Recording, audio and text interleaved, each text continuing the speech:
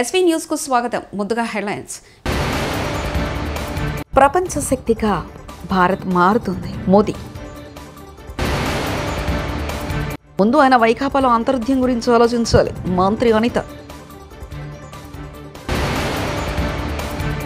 చిత్తూరు జిల్లా గంగాధర నెల్లూరులో పేదల సేవలో కార్యక్రమంలో పాల్గొన్న ముఖ్యమంత్రి నారా చంద్రబాబు నాయుడు. ఎస్ఎల్బీసీ టన్నెల్ ప్రమాదం, 8 మంది మృతి. ఇన్నేళ్లు శ్రామిక శక్తిగా పేరు పొందిన భారతదేశం ప్రస్తుతం ప్రపంచ శక్తిగా రూపొందుతుందని ప్రధానమంత్రి నరేంద్ర మోదీ అన్నారు. ఇటీవల పెద్ద ఎత్తున మహాకుంభమేళ నిర్వహించి నిర్వహణ నైపుణ్యాన్ని చాటుకుందని, రోజుకో రికార్డును భారతదేశం సృష్టిస్తుందని చెప్పారు. భారతదేశ నిర్వహణ నైపుణ్యం, ఆవిష్కరణల సామర్థ్యాన్ని ప్రపంచం మొత్తం ఆసక్తిగా గమనిస్తుందన్నారు. దేశ రాజధానిలో శనివారం నాడు నిర్వహించిన NXT కాంక్లేవ్లో ప్రధానమంత్రి నరేంద్ర మోదీ మాట్లాడుతూ భారత్ గురించి ప్రతిరోజు సానుకూల సమాచారం వస్తుండటంతో ప్రపంచ దేశాలు ఆసక్తిగా గమనిస్తూ భారత్కు రావాలని తహతహలాడుతుంది అని చెప్పారు. ఈ బच्चे कोडिंग सीखकर AI और डेटा साइंस के फील्ड के लिए तैयार हो रहे हैं. ఎస్ఎల్బీసీ టన్నెల్ ప్రమాదంపై కీలక అప్డేట్ వచ్చేసింది. సొరంగ ప్రమాదంలో చిక్కుకుపోయిన 8 మంది మృతి చెందినట్లు మంత్రి జూపల్లి కృష్ణారావు ప్రకటించారు. ఈరోజు ఉదయం టన్నెల్ ప్రమాద స్థల ప్రాంతానికి మంత్రులు ఉత్తమ్ కుమార్ రెడ్డి, జూపల్లి కృష్ణారావు, ప్రభుత్వ ప్రధాన కార్యదర్శి శాంతికుమారి చేరుకొని అక్కడి సహాయక చర్యలను పర్యవేక్షించారు. ఈ సందర్భంగా మంత్రి జూపల్లి మాట్లాడుతూ టన్నెల్లో సహాయక చర్యల్లో ప్రభుత్వం నిర్లక్ష్యంగా వ్యవహరించలేదని తెలిపారు. ముఖ్యమంత్రి నారా చంద్రబాబు నాయుడు శనివారం చిత్తూరు జిల్లాలో పర్యటించనున్నారు. ఈ సందర్భంగా జీడి నెల్లూరులో జరిగే కార్యక్రమంలో ఆయన పాల్గొనున్నారు. అలాగే లబ్ధిదారుల ఇంటికి వెళ్లి పెన్షన్ను పంపిణీ చేయనున్నారు. 10 సూత్రాల అంశంపై ప్రభుత్వ శాఖలు ఏర్పాటు చేసిన స్టాల్స్ను చంద్రబాబు పరిశీలించనున్నారు. అందుకే ఈ సంవత్సరం 3 లక్షల కోట్ల రూపాయలు బడ్జెట్ పెట్టాం. ఈరోజు చూస్తే ఎన్నో ఇబ్బందులు వచ్చాయి. బకాయిలైతే 1,15,000 కోట్లు పెట్టి వెళ్ళారు. ఒక్కొక్కటే బకాయిలన్నీ తీర్చాలి. తీర్చకపోతే బ్యాంకులు కూడా అప్పిచ్చే పరిస్థితులు లేవు. దగ్గర రాష్ట్రంలో 10 లక్షల కోట్ల రూపాయల అప్పుంది. దీనిపైన 25% మన బడ్జెట్ అంతా వడ్డీకి తిరిగి కట్టడానికి సరిపోతుంది. ఒక పక్క దాని అప్పులు వడ్డీ చెల్లిస్తూనే మళ్ళా సంక్షేమాన్ని చేయాలంటే, అభివృద్ధి చేయాలంటే ఎక్కువ సంపాదించాలి.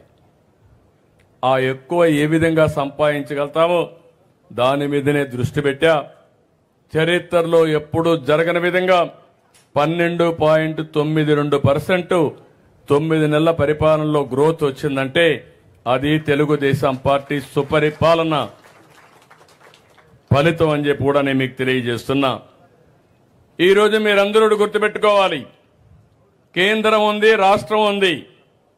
కేంద్ర ప్రభుత్వంలో కొన్ని కార్యక్రమాలు ఇస్తారు, దానికి మనం కూడా మ్యాచింగ్ గ్రాంట్ ఇవ్వాలి.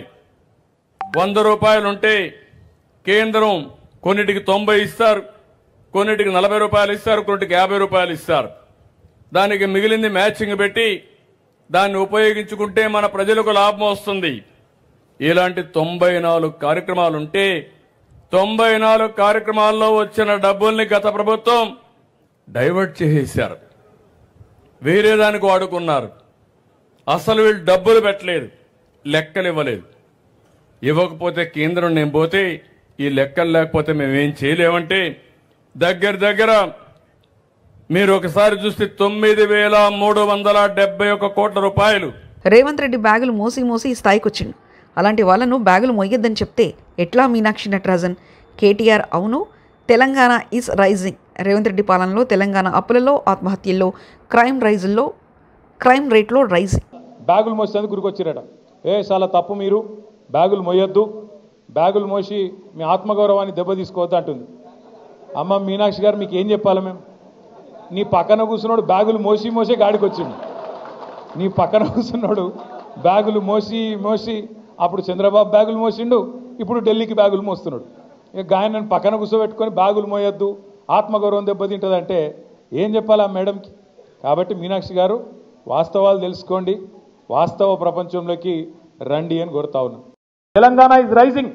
అప్పులలో పెరుగుతుంది, క్రైమ్ రేట్లో పెరుగుతుంది, ఆత్మహత్యల్లో పెరుగుతుంది. రేవంత్ రెడ్డి ప్రభుత్వం వచ్చినాక 1 సంవత్సర కాలంలో ఈ 450 రోజులలో 450 మంది రైతులు రోజుకొక్కరు చొప్పున చచ్చిపోయింది ఇప్పటికి ఆత్మహత్య ఒక గన్ల పెరుగుతుంది.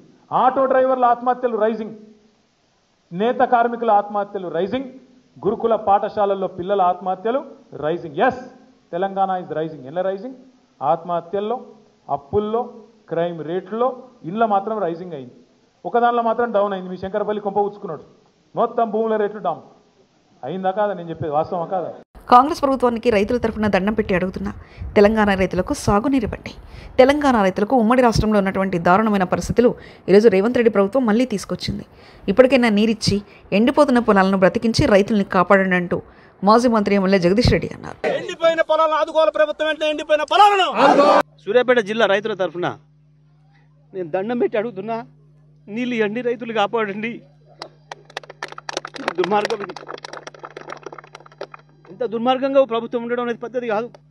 అద్భుతంగా పంటలు పండించిన ప్రాంతం ఇది. మంత్రాలయం రాఘవేంద్ర స్వామిని ఏపీ మంత్రి నారా లోకేష్ దర్శించుకున్నారు. పాదుకాభిషేక్, గురు వైభవోత్సవ కార్యక్రమంలో ఆయన పాల్గొన్నారు. మంత్రిగా లోకేష్ చేస్తున్న విశేష సేవలకు గాను గురు వైభవోత్సవ పురస్కారాన్ని మఠం పీఠాధిపతి సుబుధేంద్ర తీర్థులు అందించారు. ఈ సందర్భంగా మంత్రిని ఆయన సన్మానించారు.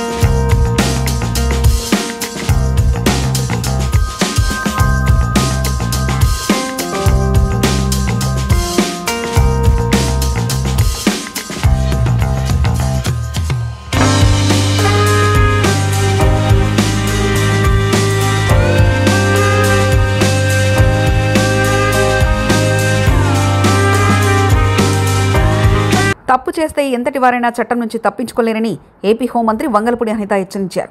సమాజంలో విద్వేషాలు రెచ్చగొట్టేలా మాట్లాడేవారిని ఎట్టి పరిస్థితుల్లో ఉపేక్షించబోమని పేర్కొన్నారు. అనంతపురంలో ఆమె మీడియాతో మాట్లాడారు.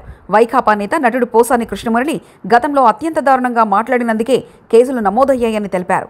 పోసానికి స్క్రిప్ట్ ఎవరిచ్చినా అనుభవించేది మాత్రం ఆయనేనని స్పష్టం చేశారు.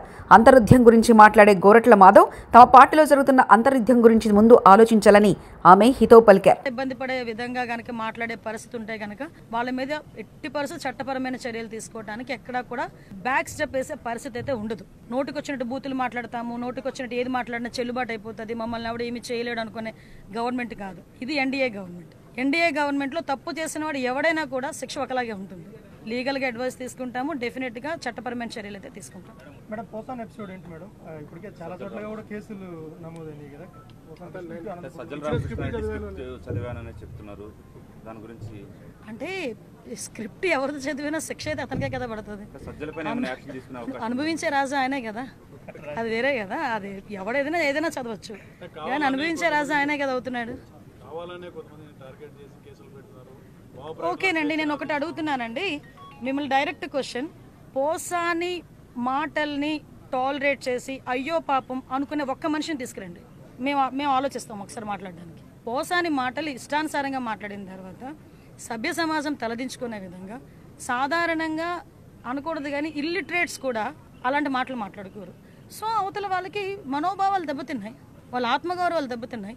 పోలీస్ కేసు పెట్టారు, యాజ్ పర్ లా మేము వెళ్ళాం. అందులో ఇందులోని టార్గెటెడ్ ఏముంది? వాళ్ళు ఏం మాట్లాడలేదా? వాళ్ళు అటువంటి కామెంట్స్ చేయలేదా? మరి ఇంతకు ముందు మా మీద కేసులు పెట్టిన కేసులని ఎప్పుడు అండి? చంద్రబాబు నాయుడు గారికి మీద కేసు పెట్టారు కదా, అది ఎప్పుడు? అది 53 రోజులు తైల్లో పెట్టారు చంద్రబాబు నాయుడు గారిని తీసుకెళ్ళి ఆ రోజు. అంటే ఒకటి ఎప్పుడు కాదు, కేసు వచ్చింది, మేము యాక్షన్ తీసుకోవాలి, డెఫినెట్గా తీసుకుంటాం. మాధవ్ ఇంకా ఎవరెవరి పేర్లు ఉన్నాయి? రెడ్ బుక్ పరంగా మేము వెళ్ళాలి అనుకుంటే ఈరోజు వైఎస్ఆర్సీపీ నాయకులు ఎవరు రోడ్ల మీద తిరగరండి. దయచేసి మీరు కూడా అర్థం చేసుకోవాలి. మేము యాజ్ పర్ లా వెళ్తున్నాము, యాజ్ పర్ వాళ్ళు ఎవరైనా కంప్లైంట్ ఇస్తే కంప్లైంట్ బేస్ చేసుకొని వెళ్తున్నాము. పోసాని గారి మీద సుమారుగా 17 కేసులు, దగ్గర 17 కేసులు రాష్ట్రం మొత్తం మీద 17 కేసులు ఫైల్ అయి ఉన్నాయి. వంశీ మీద ఎన్ని కేసులు ఫైల్ అయి ఉన్నాయి మీకు తెలుసు. ఈ రోజుకి కూడా ఏ కేసులు ఫైల్ అయినాయో మీకు తెలుసు. ఇందులోని కక్షపూరితంగా ఎన్డీఏ గవర్నమెంట్ చేయాలి అనుకుంటే వైఎస్ఆర్సీపీ నాయకులు ఎవరు కూడా బయటకు తిరగలేరు. కానీ మేము ఆ కక్ష సాధింపు ధోరణిలోకి వెళ్ళలేదు. అలాగని తప్పు చేసిన వదిలిపెట్టే ప్రసక్తి లేదు. తప్పు చేసినోడికి శిక్ష పడాలి, లేకపోతే భయం ఎలా ఉంటుంది? అన్నమయ్య జిల్లా రాజపేట సబ్ జైల్లో ఉన్న వైకాపా నేత సినీ నటుడు పోసాని కృష్ణమురళి స్వల్ప అస్వస్థతకు గురయ్యారు. ఛాతీలో నొప్పిగా ఉందని చెప్పడంతో ఆయన స్థానిక ప్రభుత్వ ఆసుపత్రికి తరలించారు. అక్కడ వైద్యులు చికిత్స అందిస్తున్నారు.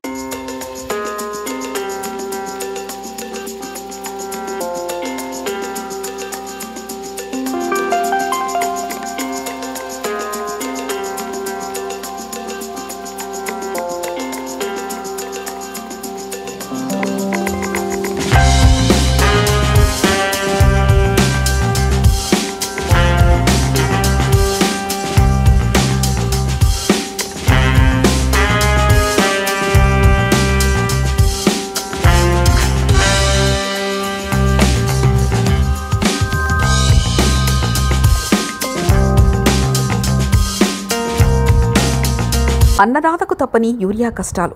రాష్ట్రంలో కొనసాగుతున్న యూరియా కొరత. గొల్లపల్లి మండల కేంద్రంలో క్యూ లైన్లో పాస్బుక్లు, ఆధార్ కార్డులు పెట్టి పడిగాపులు కాస్తున్న రైతులు. యూరియా కొరత కారణంగా కొంతమంది రైతులకు మాత్రమే యూరియా బస్తాలు పంపిణీ చేసిన అధికారులు.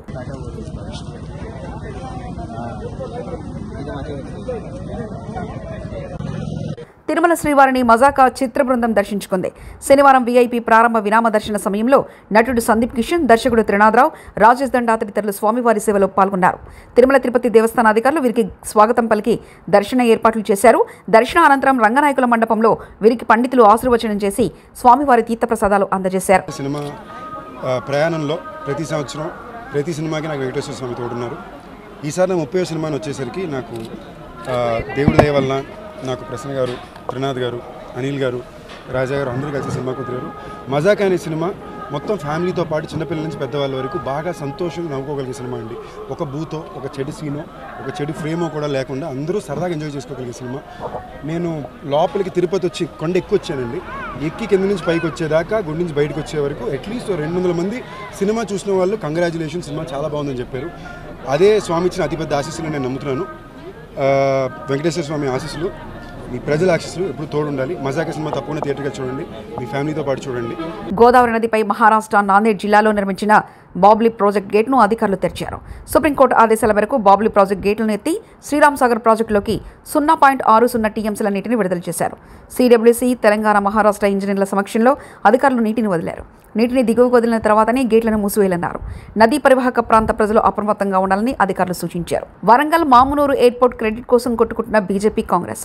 ఎయిర్పోర్ట్ క్రెడిట్ తమదంటే తమదంటూ అంటూ బీజేపీ, కాంగ్రెస్ శ్రేణుల మధ్య గొడవ. మోదీకి పూలాభిషేకం చేసేందుకు మామునూరు ఎయిర్పోర్ట్ దగ్గరికి చేరిన బీజేపీ శ్రేణులు కాంగ్రెస్ ప్రభుత్వం వల్లనే ఎయిర్పోర్ట్ రెడీ అవుతుందని కాంగ్రెస్ శ్రేణుల వాదన. ఇరు వర్గాల మధ్య తోపులాట, అడ్డుకున్న పోలీసులు.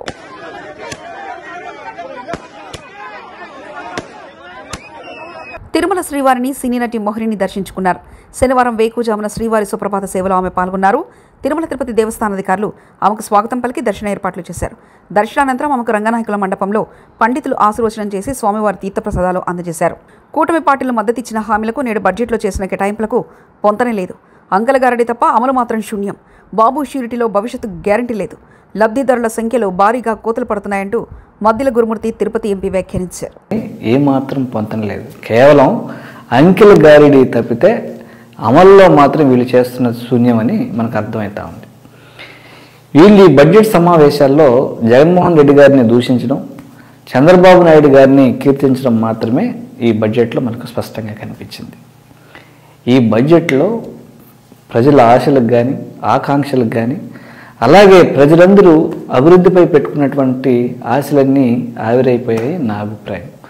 మరోసారి వైఎస్ఆర్ కడప జిల్లాలో సినీ తారలు మహరిన్, నిధి అగర్వాల్ సందడి చేశారు. కమలాపురం నియోజకవర్గం వల్లూరు మండలం గూడూరు సమీపంలో వండర్లాను ప్రారంభించారు. ఈ కార్యక్రమంలో సినీ తారలతో పాటు స్థానిక ఎమ్మెల్యే పుత్తా కృష్ణ చైతన్యరెడ్డి, తెలుగుదేశం పార్టీ రాష్ట్ర ఉపాధ్యక్షుడు కొత్త నరసింహారెడ్డి పాల్గొన్నారు. ఐస్ క్రీమ్ స్టాల్ వద్ద నిధి, మెహరిన్ సందడి చేశారు. డాన్స్ చేస్తూ పర్యాటకుల్లో ఉత్సాహం నింపారు.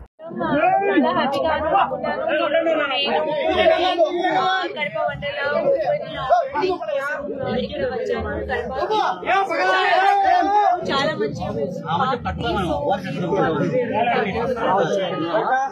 ఎస్ఎల్బీసీ టన్నెల్ ఘటనలో 8 మంది కార్మికులు చనిపోతే కనీసం ప్రధాని మోదీ ఎందుకు ఫోన్ చేయలేదు, కనీసం సంతాపం కూడా తెలపలేదంటూ ధర్మపురి కాంగ్రెస్ ఎమ్మెల్యే అడ్లూరి లక్ష్మణ్ అన్నారు. రావాలగా కేంద్రంలో ఉన్నటువంటి బృందాలు ఎందుకు వచ్చాడు కూర్చోలేదండి?